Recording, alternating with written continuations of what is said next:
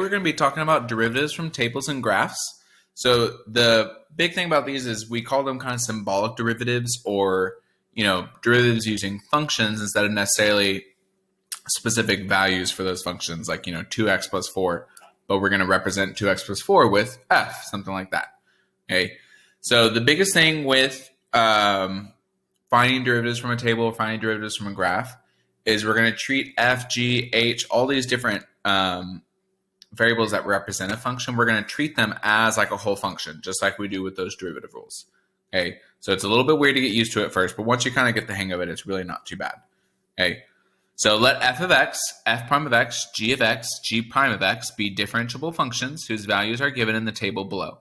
Remember, a differentiable function just means a function you can take the derivative of. Find the symbolic differentiation. Then use the values from the table to find the derivative at the designated point.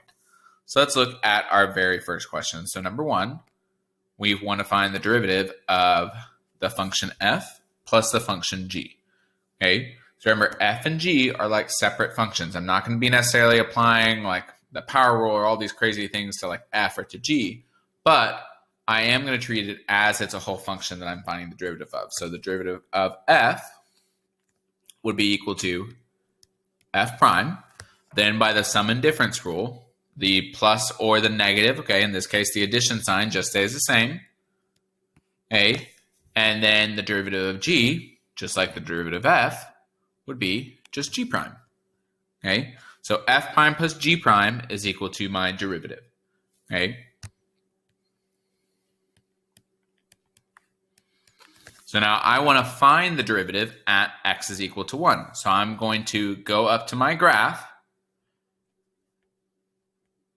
And if you notice, I have values for 1 at f prime of x and g prime of x. So that would be equal to, so my dy over dx would be equal to f prime of 1 plus g prime of 1. Remember, this is of 1, not times 1. Now, f prime of 1 would be equal to 1. G prime of 1 would be equal to 0. So this is equal to 1 plus 0, which would just be equal to 1.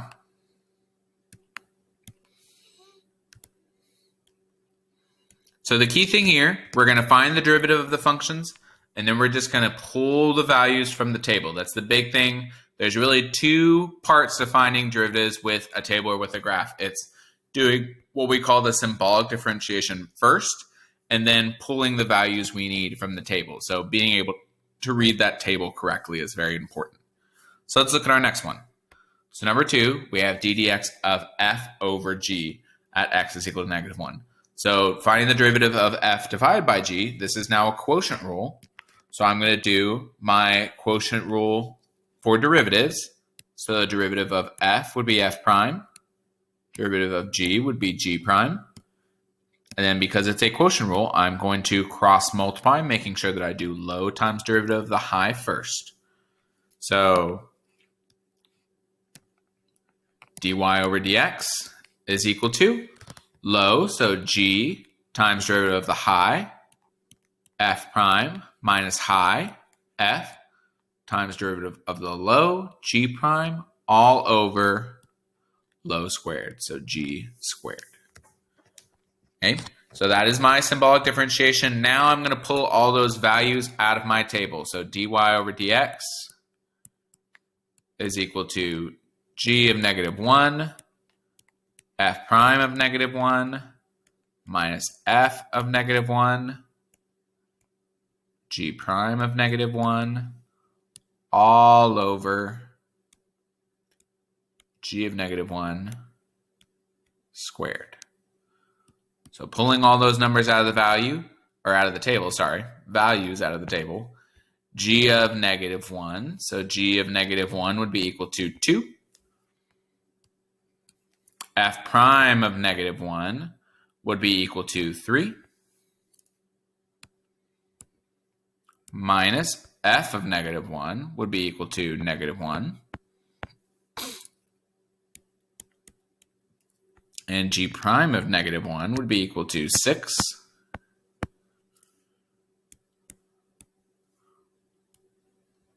all over g of negative 1, which was 2, so 2 squared.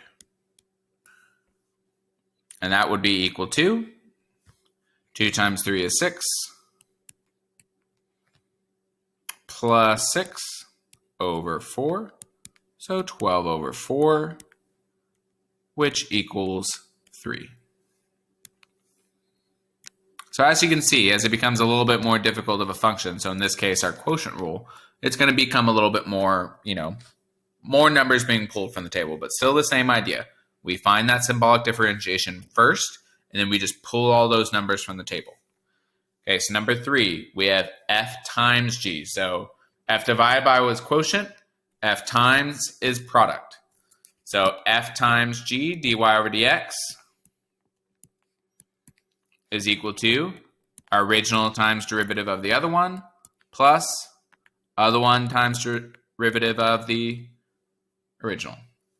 Okay, also remember derivative of f is f prime, derivative of g is g prime, and then we cross multiply without having to worry about the order because it's product rule instead of quotient rule.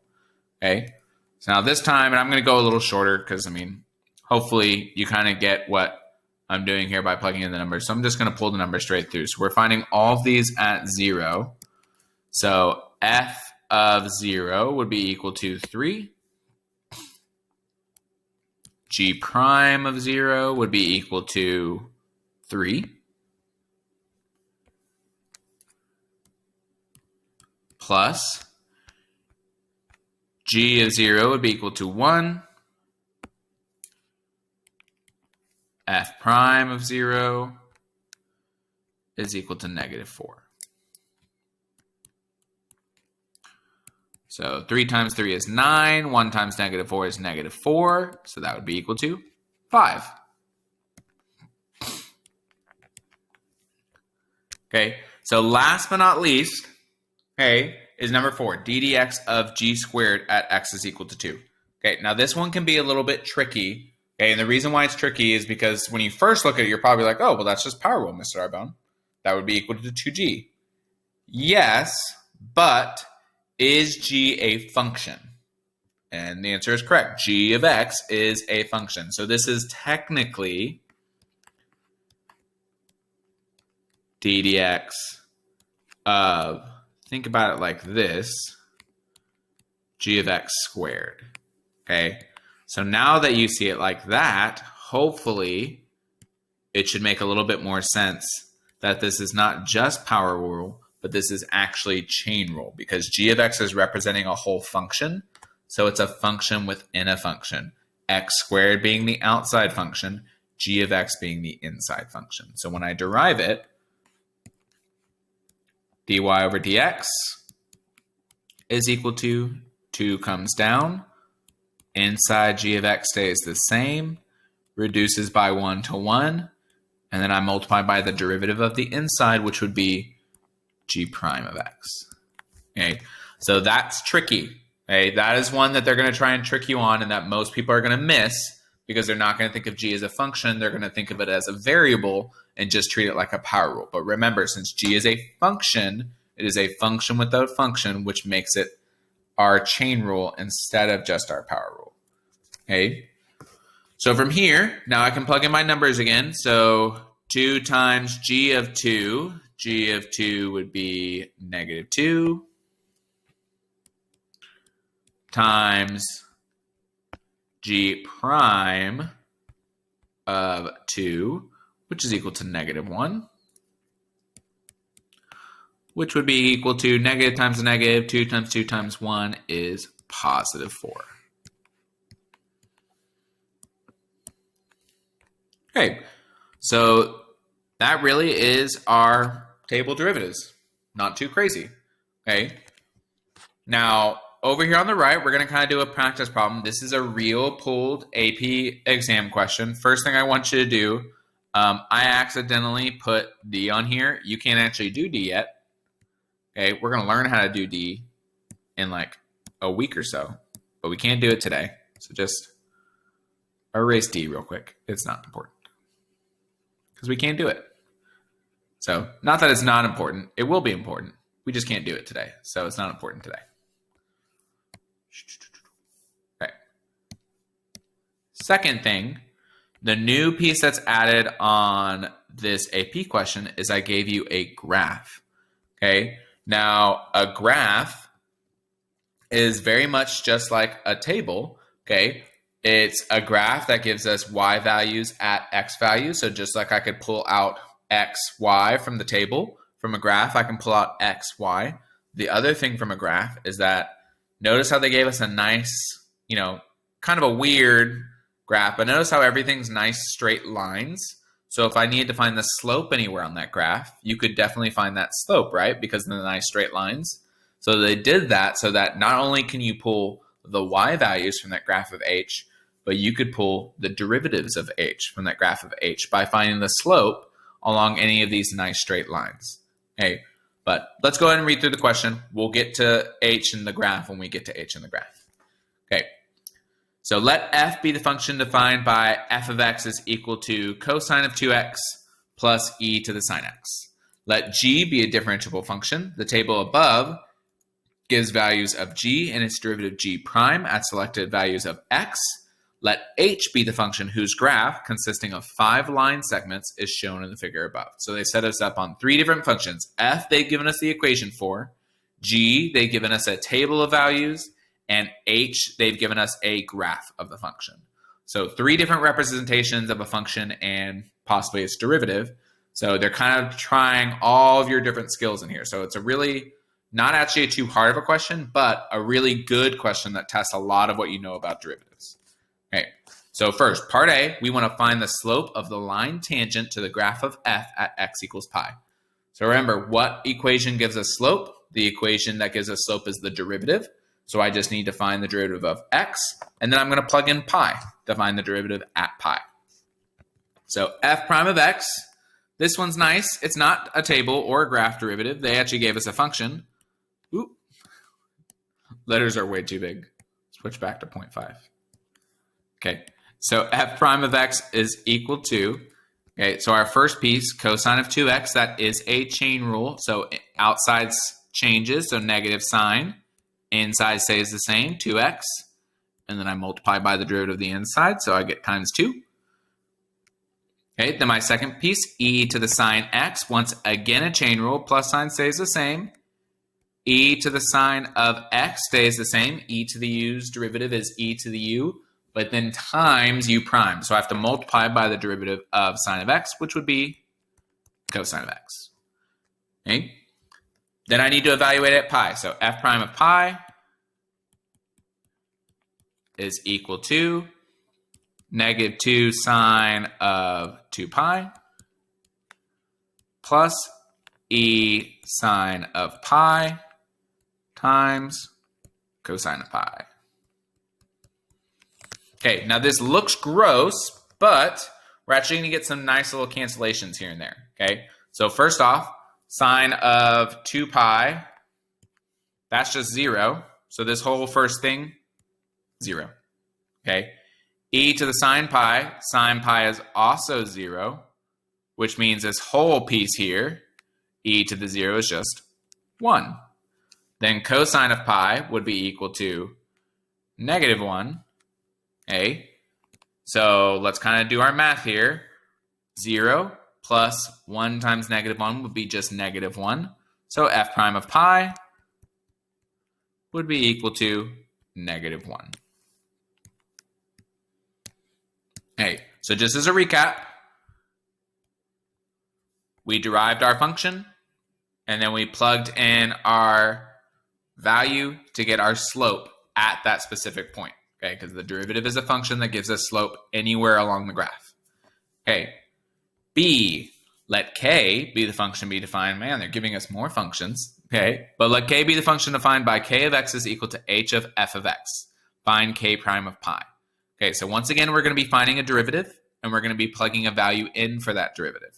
Okay, so the key here is that k of x is equal to h of f of x. What kind of function is that? Well, it's h of f of x, so it's a function within a function, so it's chain rule. So we're going to be applying the chain rule here on part B. So the derivative of k of x, or k prime of x, is equal to the derivative of the outside. So h prime, inside stays the same, f of x, times derivative of the inside, f prime of x. Okay. So now I'm going to be plugging in my value. So k prime of pi is equal to h prime of f of pi times f prime of pi. Okay, now I already know what f prime of pi is, but I don't currently know what f of pi is. So a little addendum over here. Okay, f of pi would be equal to, going up to my original function, which was cosine of 2x plus e to the sine x. So cosine of 2 pi plus e to the sine pi. Okay. Cosine of 2 pi, that's back to cosine of 0, which is just 1, plus sine of pi is still 0, e to the 0 is still 1. So 1 plus 1 would be equal to 2. Okay. So now we can plug in our values. So this becomes h prime of 2, because I've replaced f of pi with 2, and f prime of pi is equal to -1. Okay, now to find h prime of 2, so we talked about this earlier, h prime would be the slope of h. So I go to my graph, and I want to find it at 2. So at x value 2, so that would be right here. Okay, I want to know what the slope is right here at this point on the graph. Okay, now you might be like, well, how do I find the derivative at that specific point? Well, it's a line.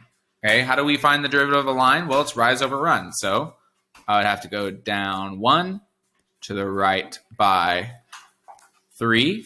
So 3 and -1. So our slope in this case, which is also our derivative, would be -1/3.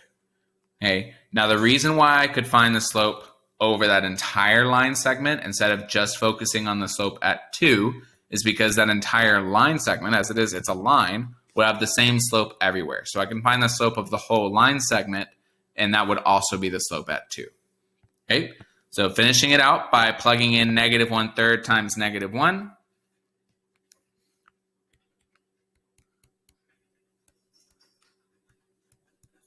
Which would just be equal to 1/3 for our final answer.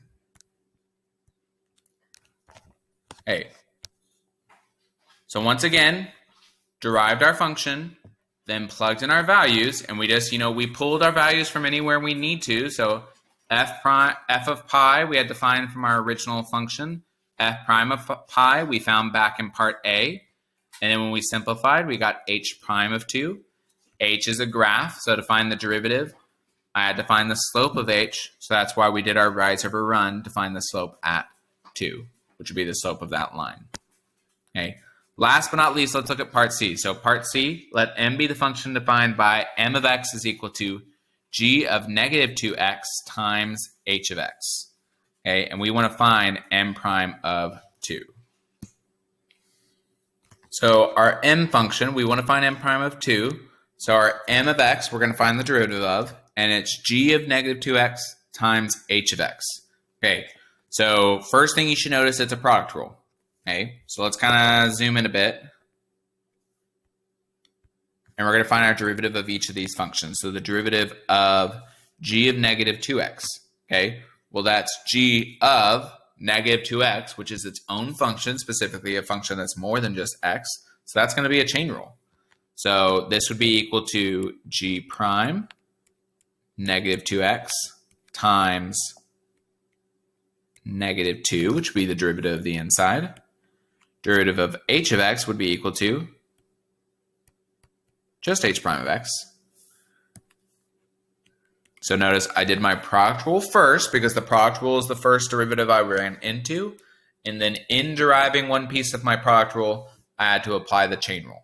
Okay, so we talked about that a little bit on our first day of chain rule, where sometimes, you might have to do multiple of like the product or quotient or chain rule in the problem, depending on the order you run into them. Okay, so for writing our derivative, we're writing our m of m prime of x. So m prime of x is equal to g of negative 2x times h prime of x.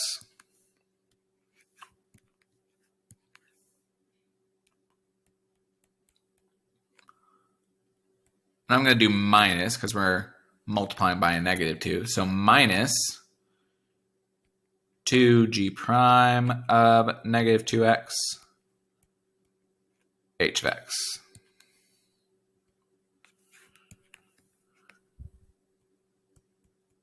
Okay, so gross, but that is our big old product rule derivative. Okay, so now my second part, once again, I want to find m prime of 2. So I'm just going to be plugging in the value 2. So m prime of 2 is equal to g of 2 times negative 2 would be negative 4. H prime of 2 minus 2 g prime of negative 4 once again. H of 2. So let's start pulling these values out from our spot. So G and H are our two things, our table and our graph. So G of negative 4, I'm just going to go up to my table. G of negative 4 is equal to 5. H prime of 2, we found back in part B, H prime of 2 was that negative 1/3. Okay, minus 2, then g prime of negative 4. Once again, I'm going to go up here. G prime of negative 4 is negative 1. And then h of 2. So h of 2, this time instead of the derivative, I just want the value of the function at 2. So what is the value of the function at 2? I know you're probably like, Mr. Arbone, I don't know exactly what the value of the function is at 2, but we can be led to assume that if this is a linear line and it's decreasing by 1 as it increases by 3, okay, then this would be 0, this would be 1/3, and this would be 2/3, and this would be 0, negative 1/3, negative 2/3, and then negative 1 all the way down here. So, I mean, we can be reasonably led to assume this. If it's a line, it's decreasing by that constant slope of negative 1/3, the value at 2 would be negative 2/3. And that's our last one we need to plug in. So now we're just going to simplify from here, which you can technically leave it as this. Once you've pulled all the functions from the graph, you can technically, so like right here in part B where I got negative 1/3 times negative 1, or like in part A, if you actually wrote all those numbers out after you evaluated the trig, you can technically leave it like that. Once you've evaluated all the functions and you just have numbers that you need to simplify, you can leave that answer. It will technically be counted correct, but I like to be extra sure and just finish out my work. So 5 times negative 1/3 is equal to negative 5/3. Negative 2 times negative 1 is positive 2, but times another negative 2 is negative 4/3, which gives us negative 9/3, which is equal to a nice round negative 3. So that is table derivatives, y'all. Obviously, you're probably like, Mr. Arbone, there was such a vast difference between what we did in our warm-up and what we did on the AP exam. But, that's kind of how they're going to up the game a little bit. They're going to make it a little more challenging. They're going to make it a little bit more difficult. So for today, we're going to be doing that big, long practice, which is going to show you lots of different functions. And it has another AP FRQ listed at the end. It's really old. It's 1977. This is 2017. So about 40 years in difference of writing these questions. So obviously, they've made them a little different in 40 years, but still good questions. But that is derivatives from tables and graphs.